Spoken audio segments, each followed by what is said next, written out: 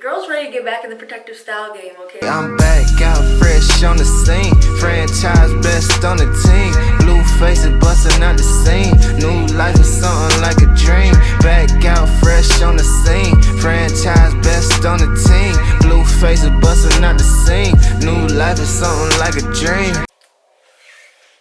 Alright, y'all. What is up? I am back or whatever, you know what I mean? I'm better than ever. Boy, if you don't... I've fallen in love with protective styles, okay? I've fallen in love with them and now we are in matrimony. I just did a protective style not long ago, but I am in the process of doing so many things at the same time right now that I can't handle my hair on top of everything else. Do not need this. My man has 2 jobs. I kept these moisturized twists in for, I want to say about 3 days, just to give my scalp a little bit of a break after all the clarifying, tension, and you know, all that good stuff. But girls ready to get back in the protective style game, okay? This is even a protective style, but I am prepping myself for faux locks, okay? I'm excited because I've never done faux locks on myself. If I mess up, it's all good. We still got these twists that are cute, so let's get started. My goal for these faux locks is for them to look as natural as possible. I don't like seeing the ones that look kind of like straws, so for my twists, I use the Miel Organics Twisting Souffle and seal them with a little bit of castor oil. And as you can see, I did very relaxed, lazy parting, and I only did neat parting at the front. Now something super important, the hair that I ended up using for the style. This is the hair, and this is the Natural Born Locks Natural Pinky Texture. And it is from the Janet collection, Mambo. It's 18 inches and it's in a shade 2. I know a lot of people like for tutorial videos to be extremely to the point, but everyone learns differently, so I want to show this in a few different ways. Some people are visual, so I'll show techniques. Some are auditory, so I'll have some background music playing. Some are verbal, so I'll also include text overlays and speak the instructions to you guys. And some are physical, so feel free to grab some braiding hair and practice with me. After filming this video, I noticed there's a recommendation I would have, and that's definitely to have an extension that is a shade or 2 different from your natural hair color. During the removal process, I noticed I did them and they blended so well that at times it could get tricky finding the difference between my hair and the extension. So that's just something I would suggest for you. It will take you doing it a little bit neater to make sure that you are actually covering your own hair, but it will make the extension removal process way smoother. Though I was able to get them out, it just, yeah, these blended too perfectly almost. Alright y'all, so I am actually going to explain this very well in the front, but I just want to show you the first piece before I like go through my head, get in the groove, because I prefer to explain stuff once I realize what worked and what didn't work. So this is what I got here. I got one long strand and one short one, so I'm going to go ahead and do this on camera, but stay till the end for all the explanations and stuff. Lastly here, this is just a preview of the method that I used to do my very first lock. And don't feel roped into this. If you want to jump straight into the tutorial, I will put a timestamp here on the screen for you of where you can switch. But yeah, I just wanted to make sure that I was showing you basically how my first lock went. And of course my technique improved throughout my head, so that's why the in-depth tutorial I show is on the front locks. But yeah, this is how the first one went. It was a learning process, but I think it came out pretty good. So I am back, and it is the second day that I'm working on these faux locks. These turned out more like bay locks, which I'm excited about because I didn't know they were gonna be this thick, you feel me? But my twists were also, I did my twists pretty thick, so your twist size is also going to contribute to the overall size of the locks. This is what they look like right now. I might redo a few of them, but overall, to do my entire head, it took me like under 2 hours, which is a whole different story. If y'all were here for the passion twist videos, which y'all should go watch those. Now that you know how to prep your own hair, I'm going to show you how to prep your first lock to install. Now this step is extremely important for the look of the overall outcome, so definitely stay tuned. Alright, so we're going to take our twist. It's a normal twist, as you can see. And I'm going to take my lock, literally you're going to take the little loop here, and you're just going to pull it apart. So I just like literally I just kind of grab the weak end sections. Make sure to stretch it too. That makes it easier because of course it's a afro textured hair, so it's going to tangle just like my actual hair does. This is literally just like type 4 hair. Like when my hair gets tangled, it literally, my hair starts to lock when it gets tangled. It's only right, y'all. Tell me why my boyfriend was like, you look like a true Jamaican now. I was cracking up. And I am half Jamaican. A lot of people still don't know that, but I feel like I say it often. It's like, nobody, me. Wagwan. I'm just kidding. The method that I'm doing is a combination of lots of like videos I watched, but the two that really stood out, I think her name is Winnie Jean, and I'm gonna put it in the description box. And then Potorials, they had some really good lock tutorials. What I do is I pull a piece to see how long it's gonna look stretched, because when you wrap the hair around it, it's similar to threading, which if y'all know, threading is an African technique used to stretch Afro textured hair. When you're wrapping this around like that, you're low-key stretching it as you go. So you want to take a piece that's the length of the lock that you want. And what I learned is it's better to go shorter, because just like Afro hair, it shrinks. So this is about the lock length that I want in the front. So I keep my thumb where that is, and I create a new loop just like this. I just grab it like that. And again, this is for people who've never done this before, because I haven't done it before. You want to take your crochet hook. A lot of people still don't know about crochet. Crochet has been in the Black community for a really long time as a form of adding extensions and weave that looks a lot more realistic, because it has the movement since it's attached piece by piece. But we're gonna do a whole different video about this. So this is a hair crochet hook. You can get a standard one from the store, but you want it to be a latch crochet hook, okay? And then for the front pieces, I like to stick the hook, you wanna make sure the latch is open when you do this, a little closer to the back of the twist. And that's because I do plan to put this style up a lot. Take this open hook, make sure it's open, and I'm gonna stick the hair on. It's secure, like you see. And then I close the latch, similar technique as to how I did my passion twist, and slide it through like this. Just pop the latch open, and it just comes out. This one, I'm gonna do this in regular speed too, because I know seeing it done slow can be very discouraging sometimes. And then I'm just gonna take both pieces of hair. The reason why I do both is I find it's easier when I'm doing the takedown like this, and all I did was tie it in a loop. And then I kind of hold it close to my root, and you see that? It forms a knot. But what I'm gonna do now is just separate the hair even more. The reason I do this is because I want it to cover a lot of my own hair. Because if you have it all tight like this, you're gonna have to wrap the hair way more times. Example on my finger. So if it's skinny, you're gonna be doing like this. But if you separate like how we're doing, you see what I'm saying? Less work. Now we have the separated long piece, and then we have the piece that's the length of the lock that we want. I'm gonna gather my hair and the piece that's the length of the lock that we want. Make sure we push this up to the root so it's at a close place. Because again, once you let this go, it'll unravel a little bit, so you want it to be, you know, as close to the root as possible, because it's gonna loosen up on you anyway. But I still try not to do it too tight. So then I'm taking this method I found, I'm gonna turn this way so y'all can see a little better. It's holding this really taut, and then I use my pointer as a guide, and you just wrap it. But don't resist the urge to do like this, because what you're gonna start doing is getting a twist. You don't want a twist, you want it to look like a lock. So in the first one, I kind of scoot it up a little bit, and I try to do the initial piece pretty tight.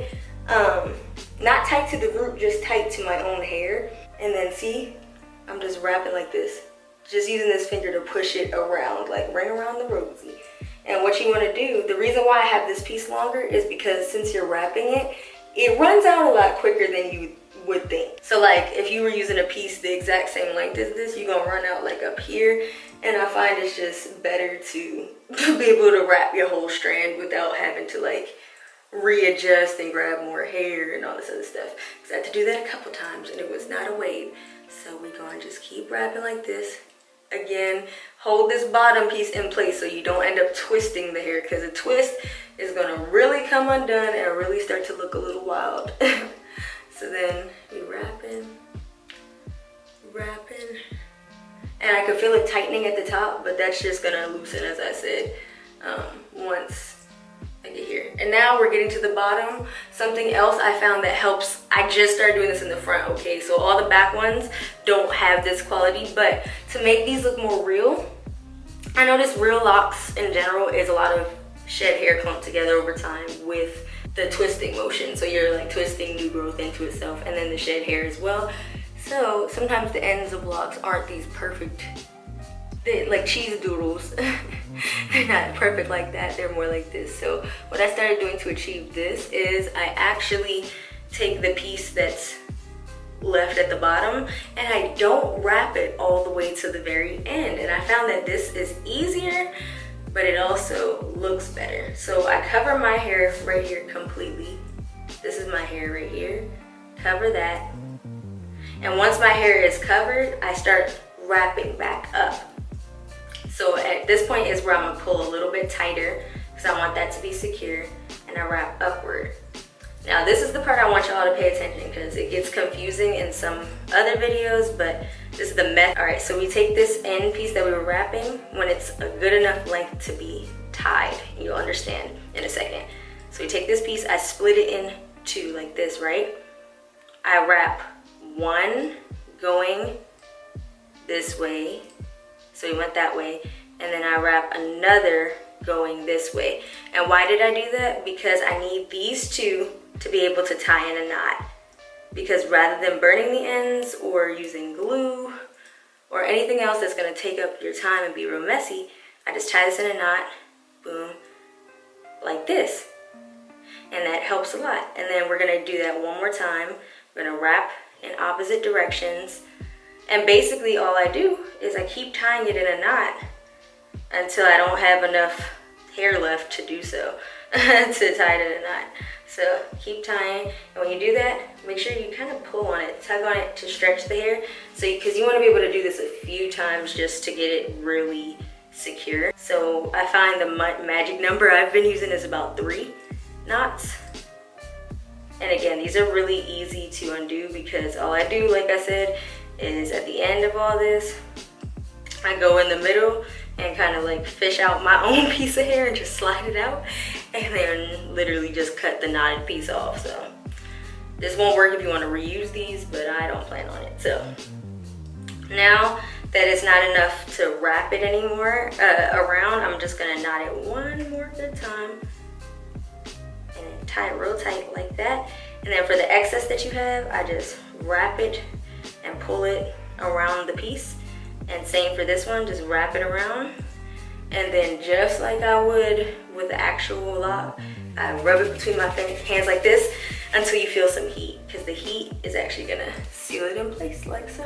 And then look, we've got a natural looking end too, which I just prefer. Yeah, and of course you can, if you don't like the natural end look, you can wrap all the way to the bottom and stuff. But I just find like it just looks better to me. And then if you want the end to be a little bit more neat, all you gotta do is roll it between your hands a little bit too. And it'll start to neaten out. Alright, so now that you guys have seen everything in slow motion or in slow time and you've become an expert at the steps, I'm going to show you what it looks like when I do it at regular speed. Alright, so last one. I'm going to do this one in normal speed so y'all can see it, but yeah, I find this is a lot easier than I thought it would. It's way quicker than passion twist, so I'm about to make this a regular thing, y'all, because I'm going to measure how long we want. We're going to stick this towards the back with the latch open. Oops, stick the hair in. Boom, take the latch off. Then we're going to bring both of these through. Pull, bow, look at that. It doesn't hurt at all either. Then separate, separate, separate. So much quicker, but I also did them a little bit chunky, so I don't know how it is for like when you do them real small, because I did my passion twist pretty small, but I think them being chunky also helped because this style didn't take me long at all. I'm gonna grab these two, boom, and then separate, make sure it's real nice and separated and close to your root. Grab this with the bottom and start wrapping.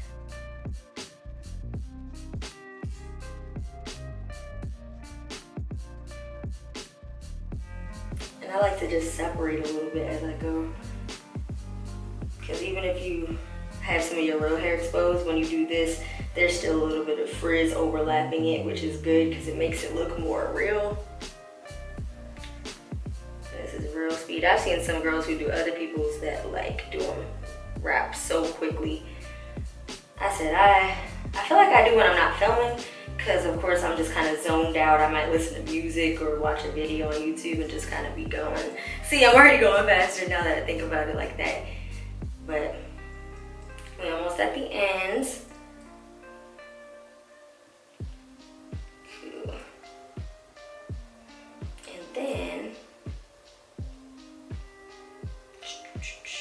all right, so leaving that little bit of the end out. And that's crazy, this hair blends so well. All right.